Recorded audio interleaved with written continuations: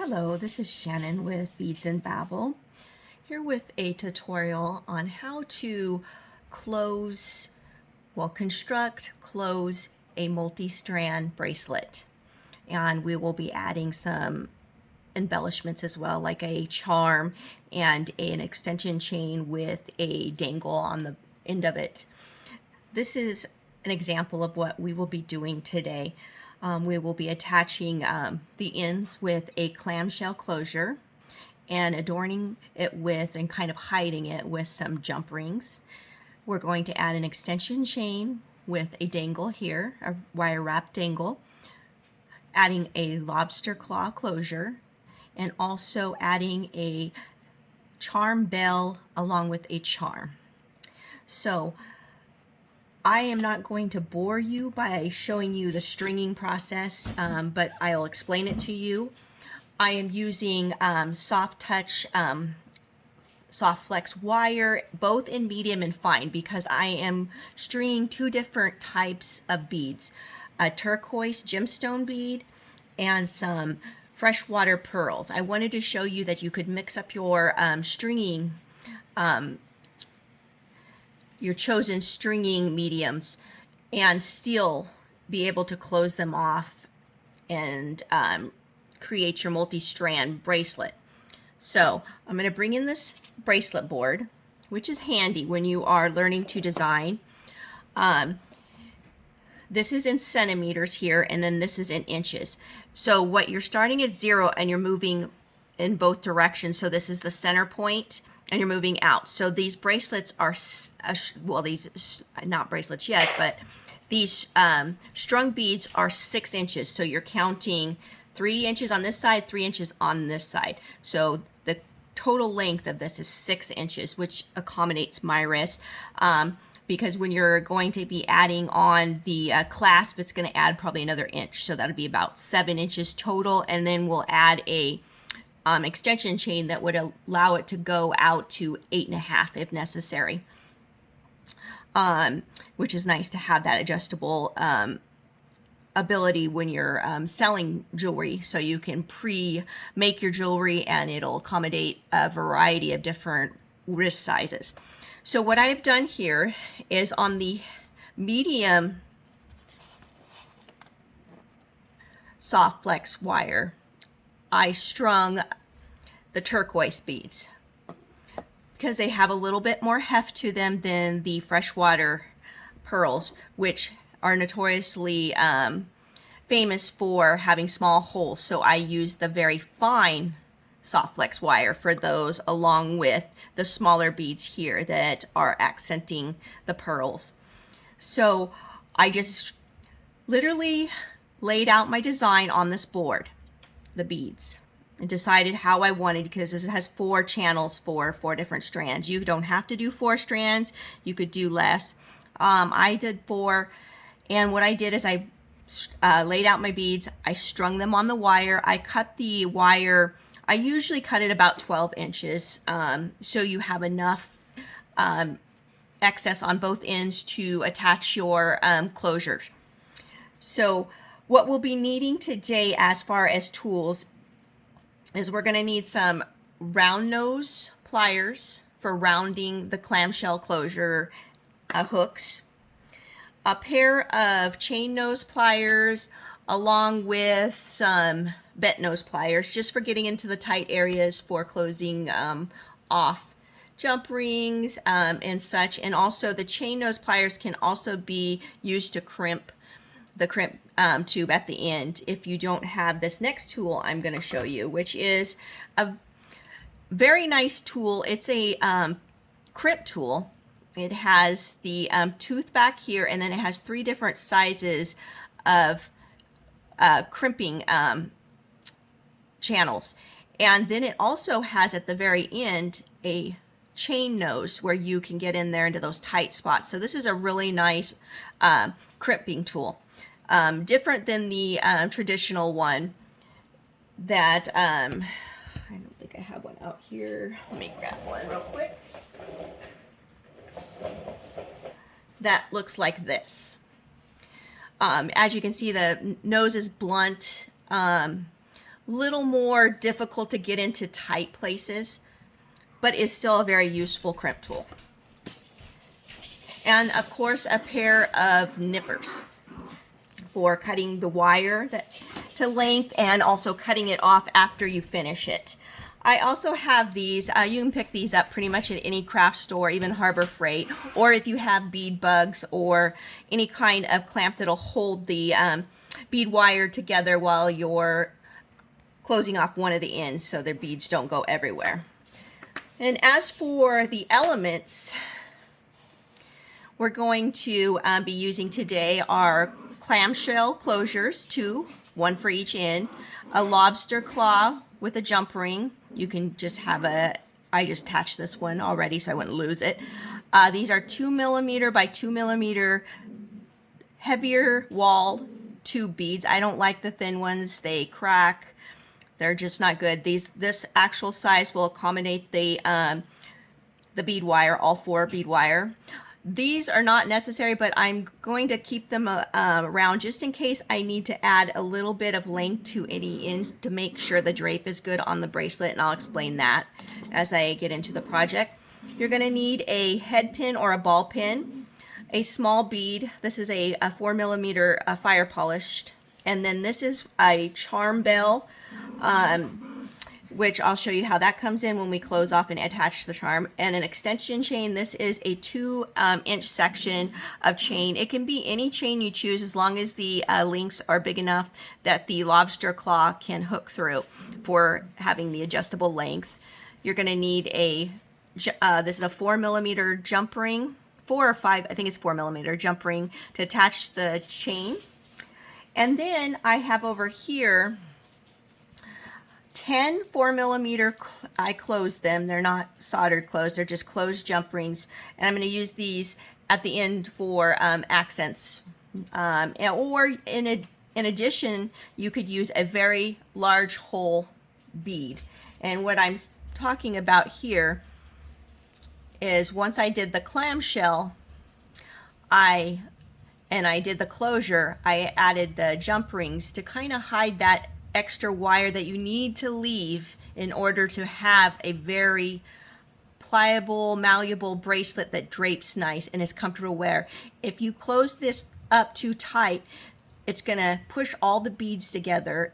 They're going to be stiff. Also, it causes breakage in your jewelry when you tighten it too tight. A lot of times when you're beginning, you don't know these things and you have to kind of learn as you go, but if you're having a lot of breakage in your jewelry, that is most likely the reason why. Alrighty, so what I'm going to do is I'm going to set this board aside and I'm going to bring out my bead lengths that I've strung here. Just going to lay them out how I want them. Of course, they'll move around, but normal. And then I'm going to use my, and be careful you don't snag it and pull all of your beads off. I'm going to grab them all here and attach a clamp. Just like that. So they're contained, and why I work with this end. And I'm just going to slide them all down here. Doesn't matter where they're at this point. So we're going to close off one end and then we'll worry about the excess after we close off an end. And I'm just getting them all lined up. And bring in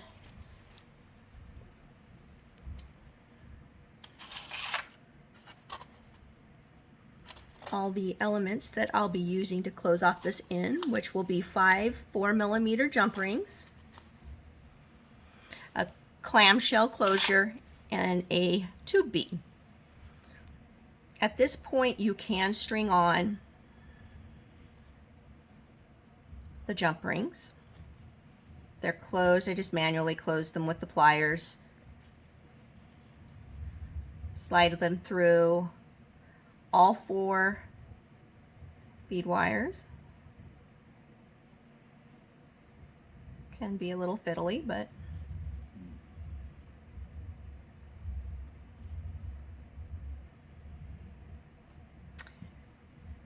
this is a very beginner-friendly closure. which is why I'm doing it. I will get into more advanced techniques too in future videos. And now we're gonna, you can actually open these clamshells a little bit with your fingers so they're wider. You're gonna take the clamshell and you're gonna slide the bead wires up through the bottom of the clamshell. All 4 of them.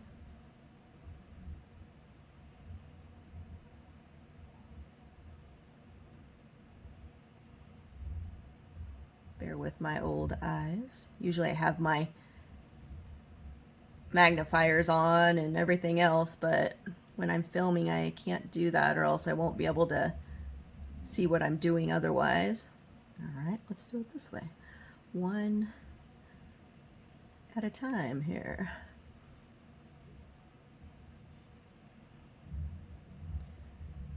All right, there's the 3rd one, and we'll get the 4th one in there. I always find it's kind of easier to slide them together. But when you have a vision impairment, man, I wish I had younger eyes again, what I wouldn't give.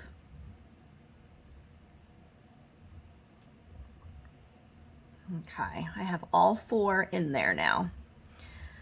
And now I'm gonna slide on the tube, crimp tube. And you'll have to make sure that the crimp tube accommodates the wire. All the wires. Okay, and now we have, oops, see, missed that wire. Go. So now we have the 5 jump rings, the clamshell closure, and the crimp bead. I'm going to bring in those crimping pliers and I'm going to go in through the side that's open on the clamshell. I'm going to grab the crimp bead with the crimping pliers, bring it up, and I'm going to make sure the length of the crimp bead and the pliers match up. That way I get a complete crimp on this bead. And I'm just going to squeeze.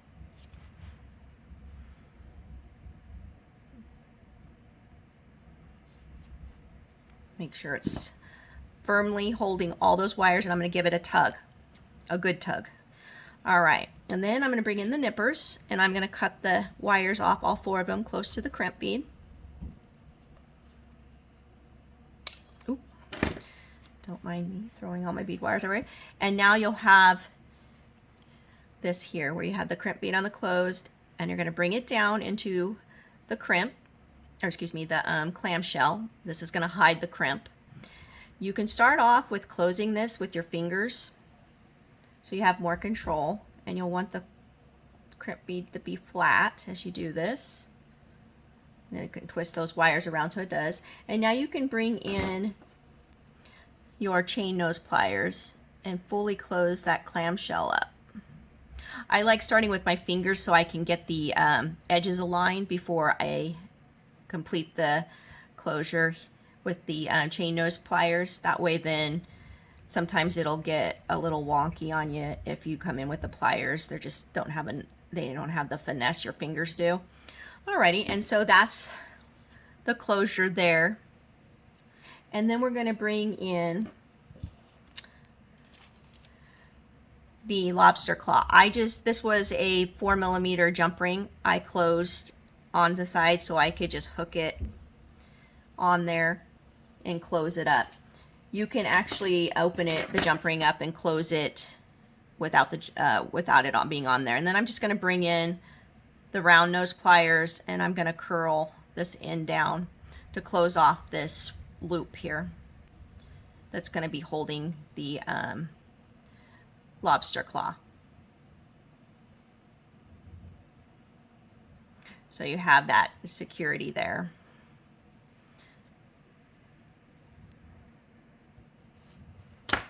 And then I'm going to release the clamp at the other end, and I'm going to push down all 4 strands. down here towards the end. And I'll show you what that looks like.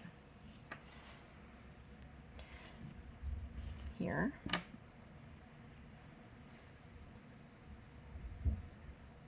Does a really nice job of hiding the beading wire and also the end here. And I'll go down individually down the strands and make sure I got them where I want them. Alrighty. So now I'm going to grab the other clamshell crimp tube and the other 5 closed 4mm jump rings. And as I was saying, an alternative to the jump rings are large hole bees. And I'm also going to bring the charm bell. You don't, this is an optional thing if you want to add a charm. If you don't need to add it. I like adding charm bells so you're not having the charm directly connected to one of these strands or over all 4 of them, potential to cause wear on the wire that you don't need. Give your jewelry the the longest life it can possibly have by using proper techniques will give you so much more wear out of your jewelry. So instead of like doing the I'm going to cut these more even too now that I know I have plenty of wire. I'm going to cut these so they're a little easier to work with here. And instead of using, like if you don't like the look of the jump rings and you want to do something else, you can use a large hole bead instead to kind of bring all those strands together.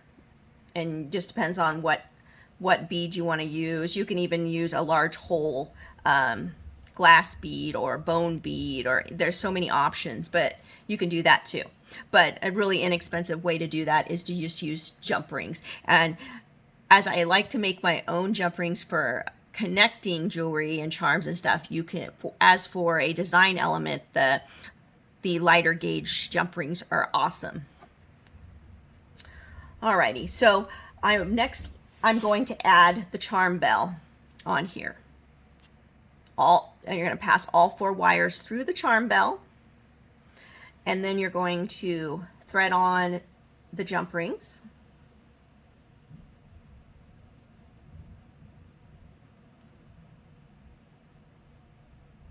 So it mirrors the other end minus the charm bell.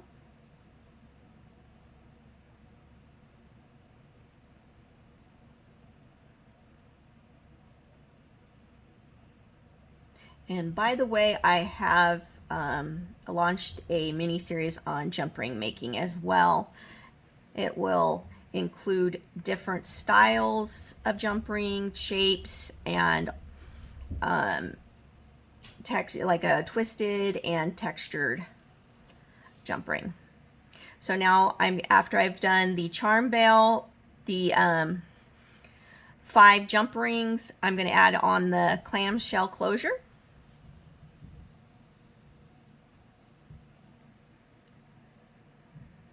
Threading all 4 wires through the hole in the bottom with the hook facing up.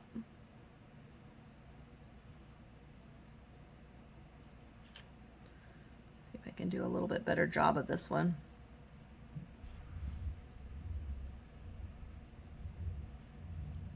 It's up for debate here. We had some major wind this morning. Woke me up so early in the morning. It's howling.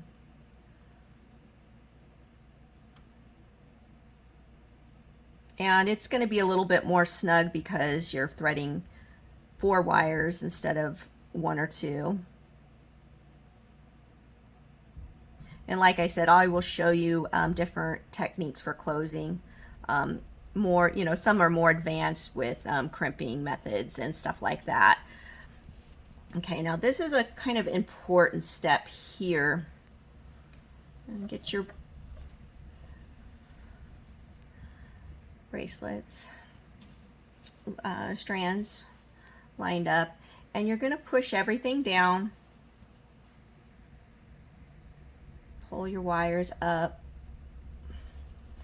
and you're not going to close it like this where you're going to push it down, everything's stiff. You're going to let it move a little bit, and you're going to bring it into a circle like as it would lay on your wrist as your oh my goodness, I just popped off the crimp.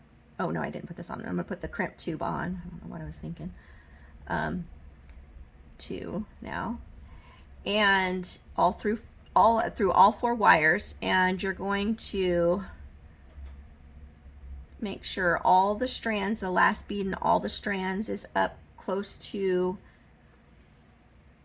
the charm bell and the ending here. And then you're going to be bringing in those very fine nose or a very fine nose pair of, and you can open this clamshell up too so you can get in there, because you're going to want to get in there. So you're just make sure that you're going to see some bead wire. That's normal because you want that drape. You want that nice drape flow where it's going to not be stiff against the person wearing it, the wrist. And then you're going to bring in these pliers from the side. You're going to, you have to get in close this time. You can't bring the crimp braid up. And you're going to fit those pliers against the crimp tube. And you're going to give it a good squeeze. And then I'll flip it around and I'll go from the other side just to make sure I got good connection with all four wires. And as you can see, I did. They're all laid nice and flat. And I'm going to bring in the flush cutters and I'm going to cut those tails off. And as you can see, you have an almost completed bracelet and you have good drape where it's not stiff. You got movement. You want movement. Alrighty. So now we're going to close up this clamshell.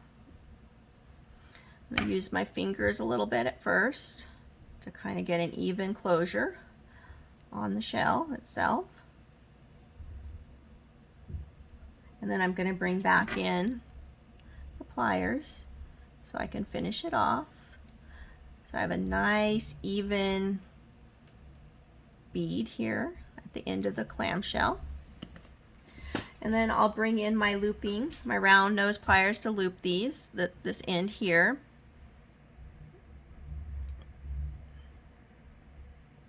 Just create your loop so you have contact with the other side of it.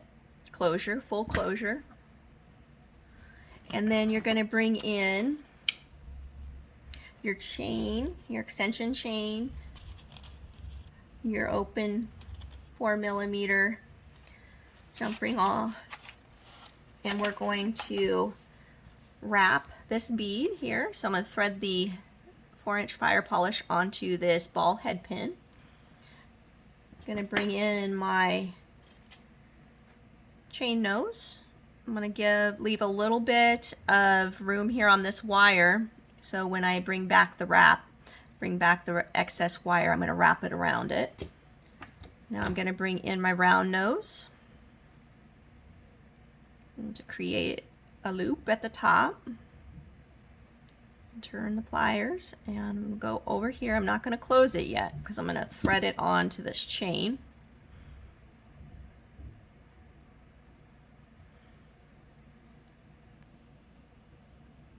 Open it just a little bit to let that chain link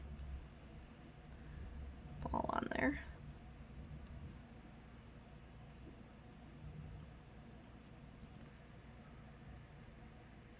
There we go. Then I'm going to come in here with the round nose pliers just to hold down the wire here on the top of this loop. And then I'm going to begin wrapping the excess tail around.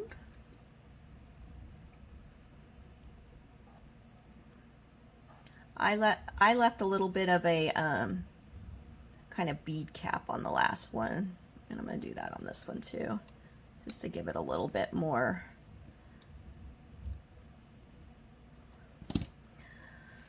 And then I'm going to bring in my flush cutters, cut a flush side towards the bead so it's nice and flush, and bring in my bent nose so I can tuck that wire down in there against the bead and the wire. And now your bead has a little bit of a hat.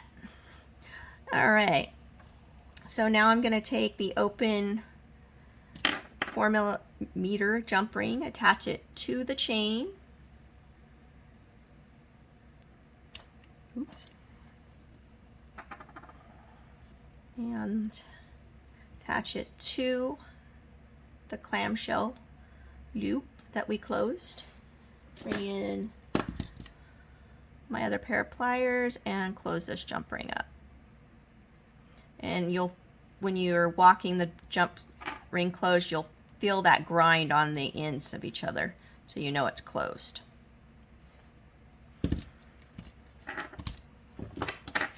Alrighty, so now we have this, and we're going to attach the charm. We're going to open up the jump ring that was attached to the charm already. Bent nose and chain nose, and opening the jump ring side to side, never pulling apart, just like that. Going to thread the jump ring through the charm bell, and we're going to close that jump ring up.